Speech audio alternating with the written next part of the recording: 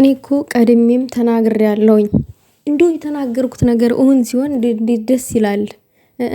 በዚህ በቦርሳ ተሸክማ ጅብ ይሸከማትና ለዶክተሩ ገንዘብ ሰጥተው ነው እንግዲህ የቀድመ ክፍያ የተደረገለት። እንግዲህ ይሄ ዶክተር ያው ወደፊትም ልጁ ዲኤን ተመርምሮ ሲወለድ የብሩኬ ነው ተብሎ እንዲደመደም ከዛ በቃ ሃይሚና ብሩኬ እንዲለያዩ ነው። ይሁልኝ ጉድ ይሁልኝ ስሙልኝ። በፎቶ ማስረጃ ነው እየላችሁ የመጣሁት።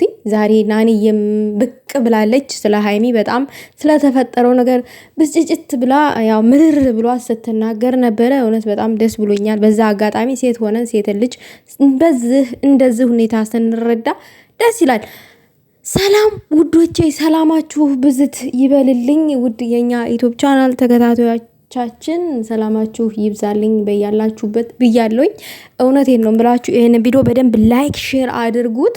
እኔ ብሩኬና ሃይሚ በተለይ ሃይሚዬ በቃ መረጋጋት አለባት። ምክንያቱም ለውሳኔ መቸኮል የለባትም ባይነኝ። እንግዲህ ይሄንን ፎቶ ምስል እኔ አሁን ነው እጅ የገባው ተልኮልኝ ነው እንግዲህ ከጨረቃ ፋሚሊ ውስጥ ካሉ ሰዎች ነው የተላከልኝ እና ይሄ እንግዲህ በቦርሷ ብር ይዛ ሄዳ ለዶክተሩ ስትሰጠው የሚያሳይ ምስል ነው ይሄ ፎቶ ማለት ነው።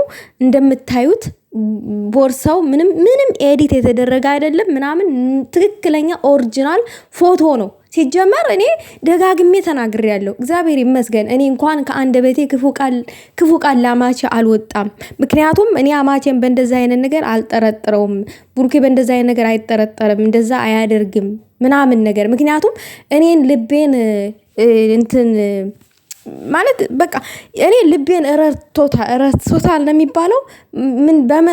በምን አጋጣሚ ለሃይሚ የሰጣት ተስፋ የሃይሚ የሰጣት ተስፋዎች መቼስ ሰው ጤነኛ ሆኖ ያ ሁሉ ተስፋ ሰጥቶ እንደገና ደግሞ እንደዚህ በድብቅ እንደዚህ በስውር እንደዚህ አይነት ነገር ያደርጋል ማለት ለእኔ ከግምት ውስጥ ራሱ አላስገባሁትም ማለት ነው። እኔ አላስገባሁትም እና በዚህ አጋጣሚ ይቺ በቃ አሉ ሰዎች እኮ የብሩኬና የሃይሚ ጥላቶች እኮ አሉ፣ በግልጥ እንዲለያዩ ምናምን የሚፈልጉ ሰዎች አሉ። አሁን የብሩኬ ጓደኛ ተብዬዎች እኮ አንዳንዶቹ ምቀኛ እኮ ናቸው። ምክንያቱም ብሩኬ በለጣቸው፣ ብሩኬ ስለበለጣቸው ምናምን ነገር ቅንቅናሞች ናቸው።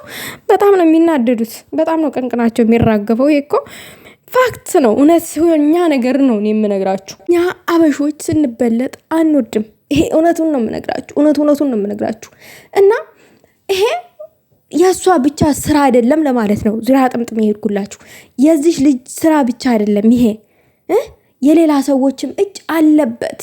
እኔ ሰምቻለሁ ከሌ ተብሎ ተነግሮኛል። ግን ኖ እንደዚህ ብዬ ማውራት አልችልም። ምክንያቱም እዚህ ጋር ቅማምዬ ነው ሞር የምትጎዳው።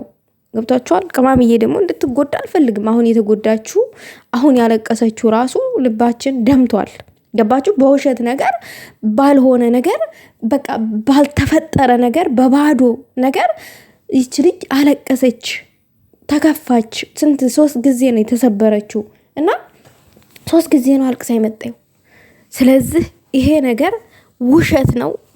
ብሩክ ያላደረገውም ልጅቷ ናት ዶክተሩን በእንደዛ አይነት መንገድ ብር ሰጥታ ይሄን ሁሉ ብር አስታቅፋ በቃ የምርመራውን ውጤት የብሩኬ ነው ብሎ እንዲደመድምላት በሐሰት ማለት ነው። በሐሰት እንደዛ እንደሚደረግ ግን ታውቃላችሁ። ይሄ እግዚአብሔርን ነው የምላችሁ። የዲኤን ውጤት እንዲቀየርላችሁ ገንዘብ ተሰጥቶ እንደሚቀየር ታውቃላችሁ። በትክክለኛ ሁኔታ እኮ አለ እንደዛ የሚያደርጉ ሰዎች ስማቸውን ለማጥራት የሆነ ስህተት ይሰሩና ማለት ነው። ልጁን ካልፈለጉት ያው ልጁ ያንተ ነው እርግጠኛ ምናምን ተብሎ ተሆኖ ይነገረዋልና እንደው እንደዚህ ማድረግ እንደው እንደዚህ ላድርግ ምናምን ጠቀም ያለ ነገር እንደዛ አረጋለሁ እንደው ይቀየርልኝ ብለው እንደዛ አይነት ወንጀል የሚሰሩ ሰዎች አሉ። ይሄ ፋክት እኮ ነው ውዶች። ምንም የማይሰራ ነገር አለ። እንደው ይሄንን እንኳን ለድራማ ነው ብለን ብንወስደው ነገር ይሁን፣ ግን የእውነት እንደዛ አይነት ነገር ይደረጋል ማለት እፈልጋለሁ። በዚህ አጋጣሚ እንዴት ሆኖ ልትሉ ስለምትችሉ ይሆናል፣ ይደረጋል።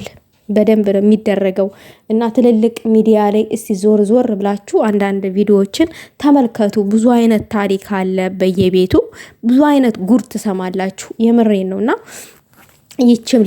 ይችም ልጅ ተልኮዋን አይሳካላትም። ምክንያቱም እንዴት መሰላችሁ?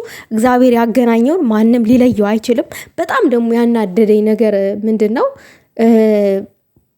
በጣም ያናደደኝ ነገር እንደው አንዳንድ ሰዎች ጭንቅላታችሁ ባዶ ነው። መብርሃንን በእናንተ ስም እኮ ለቤተ ክርስቲያን ራሱ እኮ ሰተናል ገንዘብ በእናንተ ስም ብሩኬ በእናንተ ስም ብላችሁ የወቀሳችሁ ሰዎች አላችሁ። ይኸውላችሁ ሰው ልጅ ገንዘብ ለቤተ ክርስቲያን ቢሰጥ የነገ ቤቱን ነው እየገነባ ያለው። ኃጢአት ውስጥ አትግቡ። እኔ የዛን ያክል ብቁ ሆኜ አይደለም እዚህ ጋር ይሄንን የማወራው። የነገ ቤቱን ነው እያስተካከለ ያለው የሰማይ ቤቱን ማለት ነው ገንዘብ ሲሰጥ እንጂ ለብሩኬ ወይንም ለሃይሚ ብሎ አይደለም። እና እንደዚህ አይነት ነገር ከልባችሁ ካልሆነ የምታደርጉት ለይታ ከሆነ እረፉ። ለራሳችሁ ራሱ ቅስፈት ነው። እውነቴን ነው። እንደዚህ አይነት ነገር አታርጉ። ፍርሃተ እግዚአብሔር በልባችን ሊያድር ይገባል። የምናደርገውን ነገር አምነንበት ከልባችን ቢሆን ጥሩ ነው። ብሩኬና ሃይሚ ታዲያ 100 ጊዜ ይጣላሉና ያለፈ ታሪክ እያነሳችሁ እኔ በእናንተ ስም እንደዚህ አርጌ ገነመኔ እያላችሁ ልጆቹ ላይ ስትናዘዙ ልትኖሩ ነው እንዴ? ጭንቅላታችሁን አብስሉት። በየመሪያ የምታረጉትን ነገር እወቁ። በቃ አምናችሁበት ይሄ ልክ ነኝ ብላችሁ ያመናችሁት ይሄንን ባደርገው እኔ ልክ ነኝ ብላችሁ ያመናችሁበትን ነገር አድርጉ።